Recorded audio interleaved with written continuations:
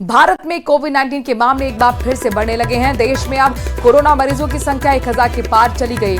सरकारी आंकड़ों के मुताबिक देश में कुल सक्रिय मामलों की संख्या अब 1009 हो गई है। इनमें से 752 नए केस हाल ही में सामने आए हैं। सबसे ज्यादा मामले रिपोर्ट किए गए हैं केरल से, जहां पर 430 लोग संक्रमित हैं। महाराष्ट्र में 209, दिल्ली में 104, कर्नाटक में 47, राजस्थान में 23 एक्टिव केस दर्ज किए गए हैं। स्वास्थ्य विभाग का कहना है कि कोरोना के नए वेरिएंट से घबराने की जरूरत नहीं है, बस सतर्क रहने की जरूरत है, सावधान रहने की बेहद जरूरत है।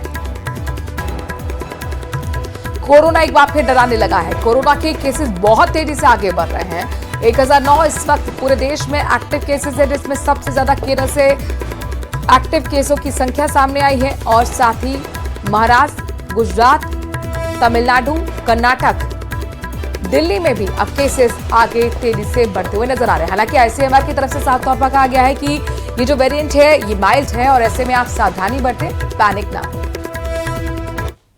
तो कोरोना ने एक बार फिर दस्तक दे दी है, लोगों को डरा दिया है। देश में एक बार फिर कोविड-19 के मामले तेजी से बढ़ रहे हैं, जिसके बाद ये सवाल पूछा जा रहा है कि क्या कोरोना की नई लहर आने वाली है। दरअसल साल 2025 में पहली बार देश में कोरोना के एक्टिव केस की संख्या 1000 के आंकड़े को पार कर गई है। रिपोर्ट देखिए और आप भी सावधान और सतर्क रहें।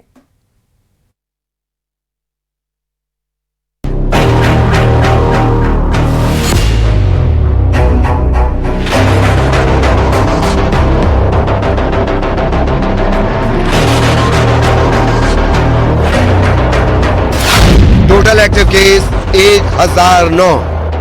एक हफ्ते के दौरान 752 केस, मौत 7। स्वास्थ्य मंत्रालय ने आज कोविड के जो ताजा आंकड़े जारी किए हैं उसके मुताबिक भारत में कोरोना के टोटल एक्टिव केस 1009 पर पहुंच गए हैं, जिनमें से 752 केस ऐसे हैं जिनकी पुष्टि पिछले एक हफ्ते के दौरान हुई है। वहीं कोविड की वजह से देश में 7 लोगों की मौत हो चुकी है। महाराष्ट्र में 4, केरल में 2 और कर्नाटक में 1 व्यक्ति की कोविड से मौत हुई है। माना जा रहा है कि भारत में कोविड के बढ़ते केस 2 नए वेरिएंट्स की वजह से हैं, जिनका नाम NB181 और LF7 है। विश्व स्वास्थ्य संगठन ने इन दोनों वेरिएंट्स को वेरिएंट्स अंडर मॉनिटरिंग यानी निगरानी वाले वेरिएंट्स की कैटेगरी में रखा है। इन्हें अभी वेरिएंट्स ऑफ कंसर्न या वेरिएंट्स ऑफ इंटरेस्ट के रूप में नहीं बांटा गया है।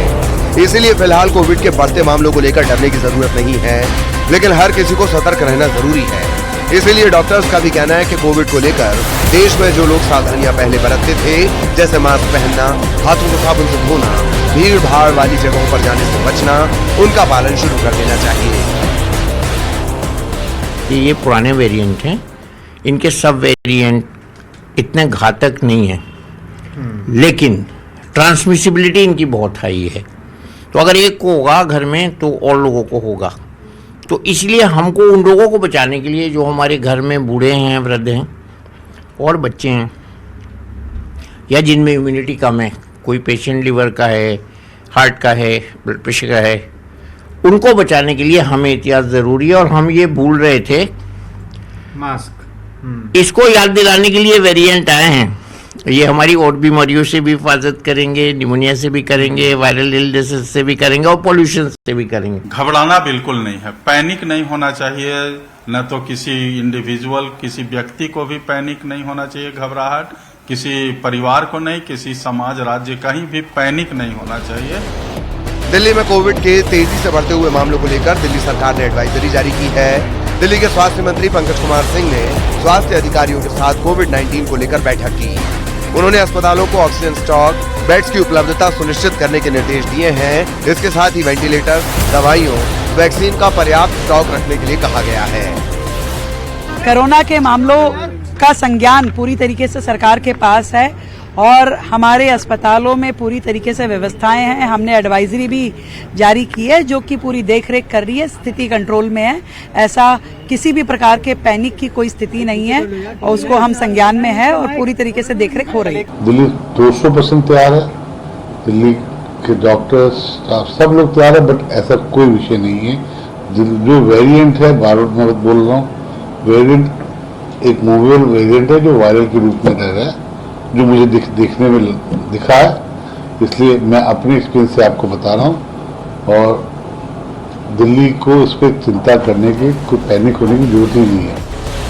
इधर मध्य प्रदेश में भी कोरोना के मामलों में तेजी देखने को मिल रही है, जहां इंदौर और उज्जैन से कोविड के केस सामने आए हैं। बीते 3 दिनों में इंदौर से 6 कोरोना पॉजिटिव केस आए, इनमें से 5 इंदौर के रहने वाले थे। एडवाइजरी हेल्थ डिपार्टमेंट और जो स्टेट से तो नहीं आई, सेंट्रल गवर्नमेंट से जरूर एक एडवाइजरी जारी हुई कि जितने भी सारी और जो LRI की जो केसेस आ रहे, आप जो सीवियर वाले जो निमोनिया के केसेस आ रहे, तो इनके हमको पॉजिटिव केसेस आ रहे, उनको होम आइसोलेशन वगैरह करना और साथ ही साथ उनकी जीनोम सीक्वेंस भी कराना है ताकि जो नया वायरस है डिटेक्ट हो सके। देश में कोरोना के मामले एक बार फिर से रफ्तार पकड़ने लगे हैं। हफ्ते भर में ही यहां संक्रमण के मामलों में तेजी से वृद्धि देखी गई है, जिसने लोगों को डरा दिया है। Bureau report, news 18। उधर राजधानी जयपुर से कोरोना को लेकर एक गंभीर मामला सामने आया है। जयपुर में कोरोना से 2 मरीजों की मौत हुई है, जिससे स्वास्थ्य विभाग में हड़कंप मचा हुआ है। राजस्थान में कोरोना मरीजों की संख्या 23 हो गई है। जयपुर के सवाई मानसिंह अस्पताल में भर्ती एक लावारिस व्यक्ति की 3 दिन पहले मौत हुई थी। अब मौत के बाद हुई जांच में पुष्टि हुई है कि उसकी जान कोरोना संक्रमण से गई। अस्पताल प्रशासन ने एहतियातन मृतक के सैंपल को जीनोम सीक्वेंसिंग के लिए भेज दिया है, ताकि वायरस के वेरिएंट की भी पहचान की जा सके। इस खबर के बाद प्रशासन और स्वास्थ्य विभाग पूरी तरह से अलर्ट मोड पर आ गया है।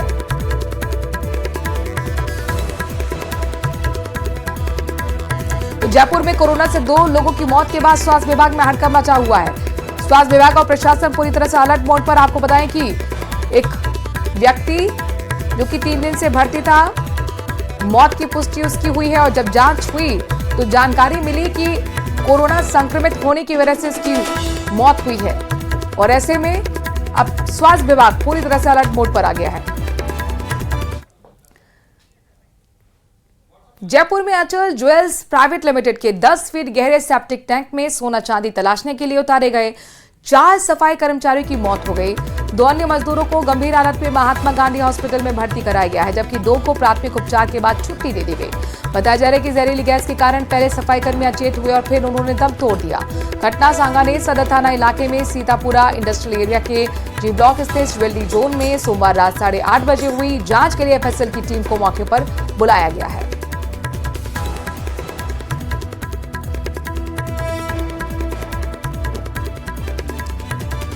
तो जयपुर में मौत हुई है और अचल ज्वेल्स की बड़ी लापरवाही सामने आई है। अरबाज हमारे संवाददाता इस खबर पर ज्यादा जानकारी के साथ जुड़ गए। अरबाज, पहले तो ये बताइए कि अगर सेप्टिक टैंक में ये कंपनी ज्वेल कंपनी के मालिक जो है वो अगर उतार रहा है तो क्या सेफ्टी इक्विपमेंट्स उन्हें नहीं दिए गए थे? जी बिल्कुल, देखिए तमाम सवाल बड़े हैं और सुबह से लगातार जब हमने खबरों को दिखाया तो आप देख सकते हैं कि तमाम तरह का अमला एक्शन में आ गया है, तमाम लोग यहाँ आ गए हैं। सबसे पहले मैं आपको अंदर के शॉट दिखा दूं कि जो FSL की टीम यहाँ पहुंची है उसने